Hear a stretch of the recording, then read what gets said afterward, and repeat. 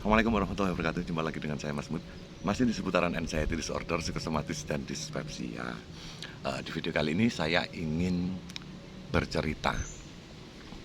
Setiap video saya itu bercerita tentang apa yang saya rasakan ya, bukan berdasarkan berdasarkan orang lain yang pernah saya wawancarai, dan berdasarkan apa yang terjadi di dalam diri saya. Saya ini adalah pengidap anxiety disorder dari tahun 2022 bulan September, bermula di tanggal 21. Pertama kali kena ketiga kalinya kena panic attack. Karena panic attack yang pertama itu tidak berimbas anxiety, panic attack yang kedua juga tidak berimbas anxiety, dan yang ketiga, panic attack yang ketiga itu yang saya sampai menerobos masuk ke dokter itu. Saya harus dapat penanganan cepat karena ada kemungkinan saya akan mati dengan cepat, ya, begitu waktu itu. Saking parahnya panic attack-nya, jadi badan itu terasa panik sekali, sangat takut, horor banget. Akhirnya itu yang saya lakukan. Saya ke dokter dan saya meminta untuk diperiksa oleh dokter tersebut, dan ternyata ironisnya waktu itu maghrib dokternya nggak bisa nemuin, dan saya sembuh dengan sendirinya dengan cara minum air putih dengan jalan kaki. Saya jalan kaki sejauh mungkin, menyelimurkan konsletnya otak saya ini. Nah, video ini saya ingin membahas tentang anxiety disorder, apakah bisa sembuh atau tidak.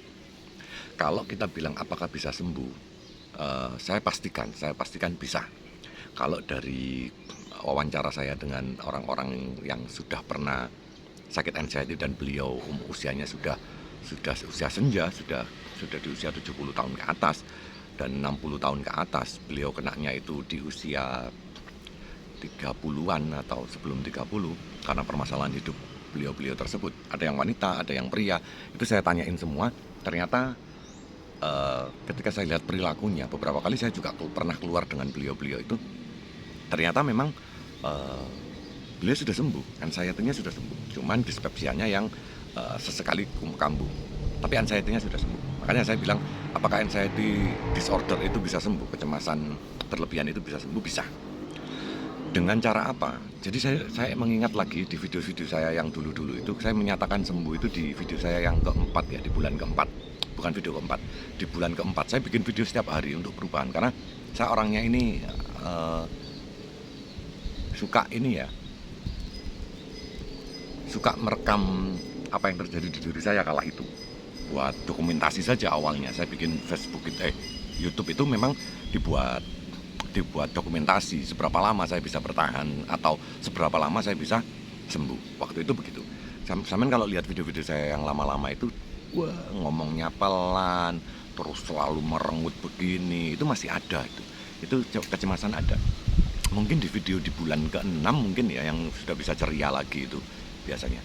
Jadi anxiety disorder itu lama sekali saya memanage-nya. Saya ingat betul, memanage anxiety disorder itu sangat-sangat lama. Dan ketika sudah sembuh begini, akhirnya saya evaluasi lagi, saya flashback, saya pelajari lagi. Ketika otak ini sudah bisa diajak berpikir, ternyata untuk teman-teman yang lagi kencang-kencangnya anxiety-nya, kecemasan berlebihnya itu, sampean sebenarnya bisa mengatasi lebih cepat dari saya ya. Sampean bisa mengatasi lebih cepat dari saya.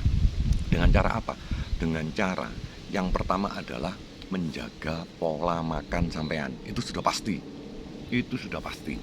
Jaga pola makan itu hanya dua sebenarnya menurut saya, itu sesimpel itu saja. Makan makanan yang tidak bikin kumat. Sampean coba semua. Kalau yang bikin kumat ya, yang pasti bikin kumat jangan dicoba lah. Contoh fermentasi, kayak saya bilang makanan-makanan fermentasi seperti kimchi atau tempe atau tape, itu fermentasi. Kalau minuman itu dituak, arak, itu fermentasi. Itu tidak boleh.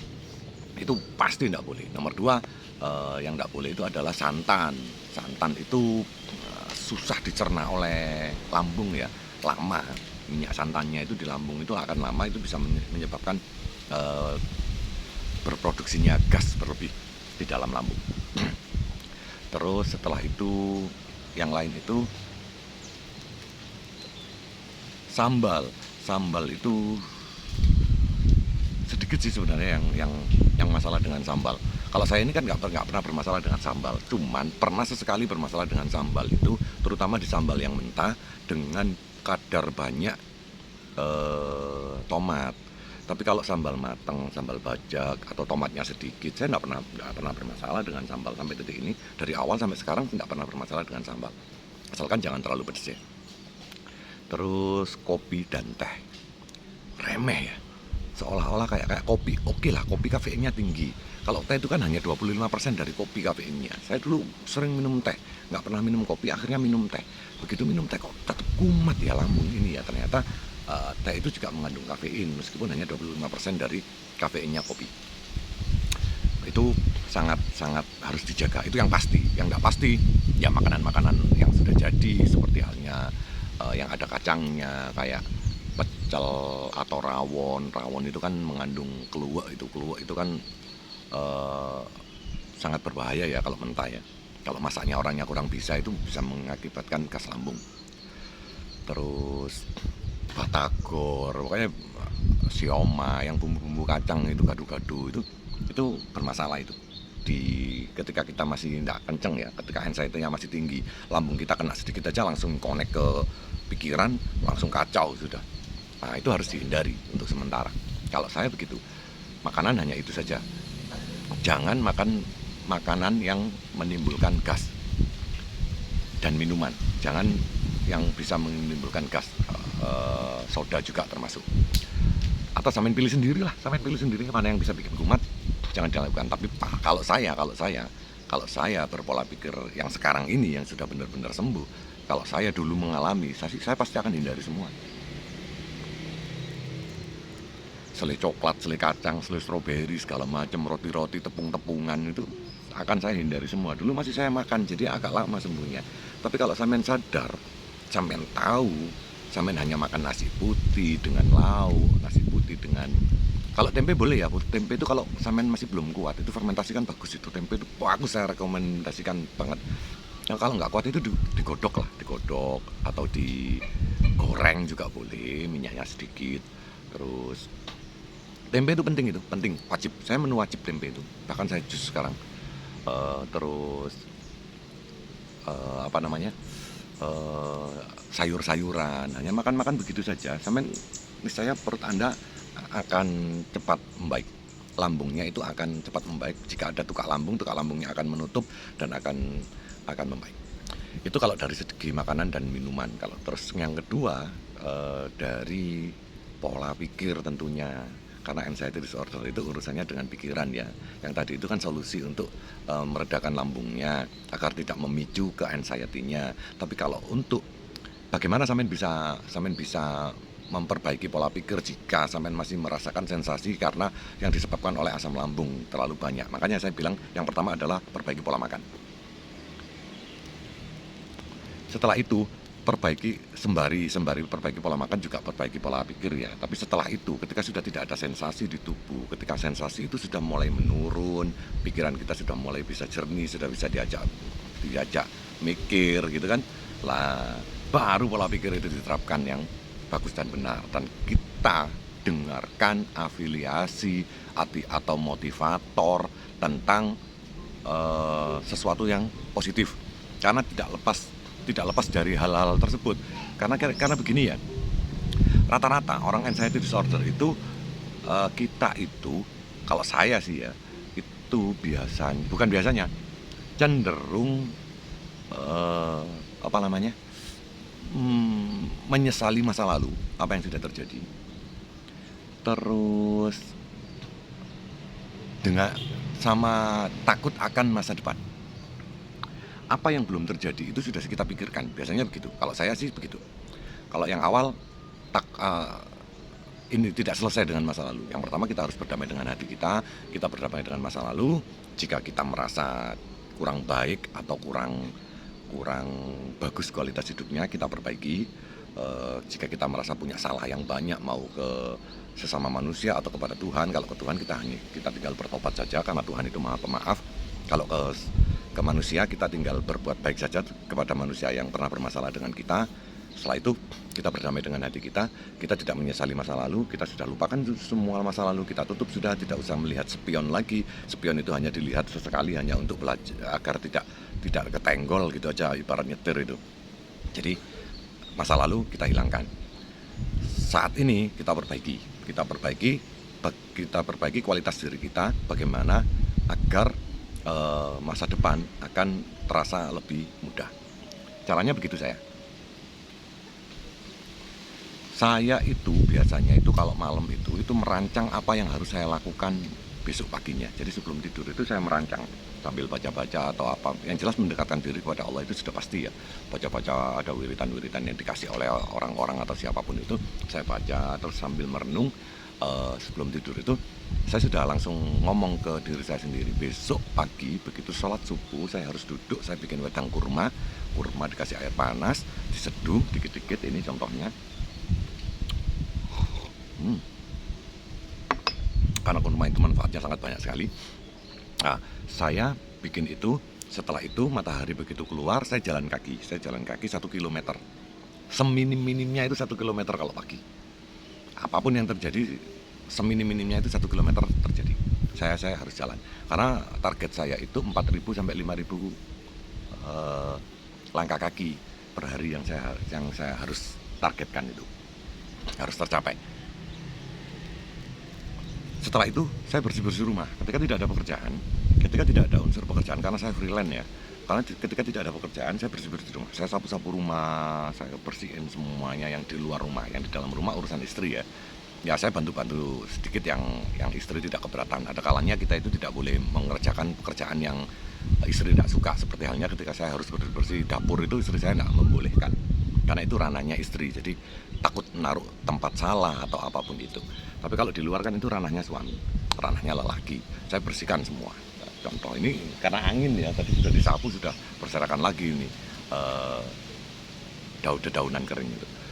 Jadi saya bersih-bersih. Setelah bersih-bersih, saya itu beraktivitas full seharian. Dari pagi sampai jam 2 saya mandi, setelah itu sholat zuhur, setelah itu nunggu asar. Setelah asar saya keluar biasanya. Saya harus keluar, kumpul dengan orang-orang yang nggak toksik. Saya berpilih-pilih orangnya. Kalau ketika sakit itu saya pilih-pilih, saya hanya dengan sahabat-sahabat saya yang nggak toksik. Saya keluar, begitu saya pulang ya, estimasi biasanya saya pulang itu sekitar jam 9, jam 10. Setelah itu main-main lagi dengan anak-anak. Setelah itu tidur lagi dengan merencanakan apa yang harus dilakukan besok. Nah, saya lakukan seperti itu terus. Jadi pikiran saya tidak biarkan untuk kosong sama sekali. Pikiran saya tidak akan saya biarkan untuk kosong, karena pikiran kosong itu yang menyebabkan anxiety disorder. Jadi pikiran tidak boleh kosong, tetap harus ada kegiatan, apapun itu tetap harus ada kegiatan. Saya pernah membenahi rumah, taman. Taman saya sudah lumayan bagus. Saya kerjakan sendiri, tidak usah pakai tukang. Terus saya sapu-sapu, saya bersih-bersih sendiri. Biasanya saya panggil orang, biasanya bayar untuk nyapu bersih itu. Sekarang sudah tidak, saya lakukan sendiri semua. Terus saya pernah ketika sakit dulu itu saya pernah mengalihkan pikiran saya ke ikan. Saya beli akuarium kecil, saya kasih ikan, saya baguskan, saya permak segala macam. Pokoknya saya ada selimuran tentang ikan tersebut. Pernah juga kambing itu saya sekitar 10 bulan kalau nggak salah. 10 bulan saya ternak kambing. Terus pokoknya saya harus ada kegiatan, selalu saya ada kegiatan. Setelah itu, anginnya besar sekali ya. Setelah itu, pola pikir akan membaik dengan sendirinya, dengan banyaknya aktivitas. Ketika kita sudah beraktivitas banyak, pola pikir itu akan membaik dengan sendirinya. Dengan pola makan yang bagus juga, ditunjang dengan pola makan yang bagus, itu pola pikir semakin membaik. Dan kita latih terus, kita sering baca, kita sering mendengarkan afiliasi atau motivasi tentang kehidupan, tentang pikiran-pikiran positif itu tetap saya lakukan sampai detik ini, tetap saya lakukan. Kalau saya nganggur santai gitu, saya lihat di YouTube itu yang saya dengarkan itu paling enggak itu Fahrudin Faiz lah, tentang filsafat, atau ngajinya Gus Bah yang tidak pernah ada ujaran kebencian sama sekali. Atau dulu awalnya itu saya lebih suka ke hipnoterapi ya. Hipnoterapi dokter siapa itu, wanita itu, orang Surabaya itu saya dengarkan setiap malam itu. Hipnoterapi itu dulu ketika sakit. Ketika tidak sakit ya tidak tertarik lah, nggak ada menarik-menariknya ketika nggak sakit. Tapi ketika sudah sembuh gini ya bergeser lah ke, akhirnya mendengarkan tentang ilmu pengetahuan. Dan seringlah menulis, saya biasanya menulis, merangkum itu saya lakukan. Setelah itu membaik dengan sendirinya dan jadi normal gitu loh. Seiring berjalannya waktu jadi normal. Jadi teman-teman itu kalau yang masih masih kenceng-kencengnya, saya harap sampean bisa memperbaiki pola makan dengan baik dan benar. Setelah itu baru memperbaiki, itu beriringan dengan memperbaiki pola pikir.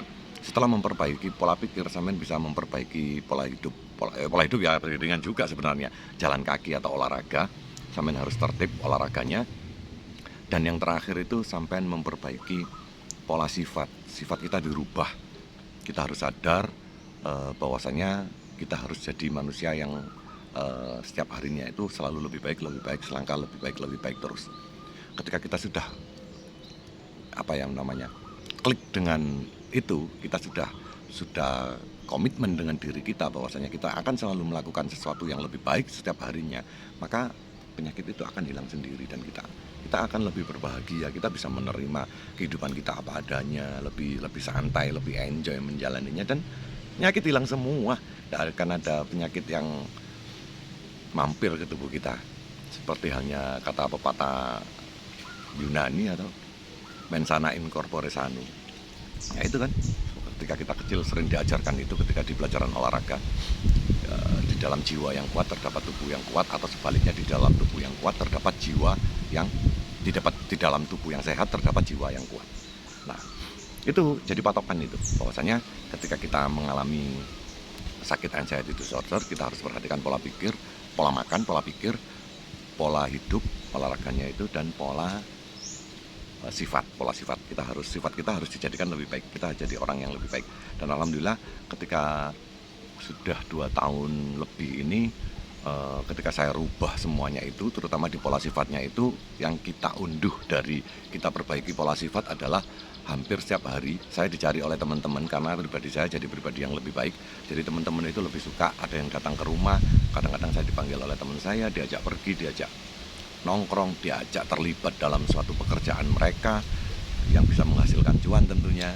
Terus ya sekeliling kita ini akan mengikuti perubahan kebaikan kita. Semakin kita berbuat baik, sekeliling alam sekitar ini akan mendukung dan akan mensupport perubahan kita menjadi lebih baik, dan kita diarahkan ke circle dan kehidupan yang lebih baik juga tentunya. Jadi itulah video saya tentang anxiety disorder hari ini. Terima kasih sudah melihat video saya. Semoga teman-teman yang masih kencang, semoga diangkat penyakitnya, semoga bisa lebih cepat sembuh, terutama lebih cepat sembuh dari saya. Semangat. Assalamualaikum warahmatullahi wabarakatuh.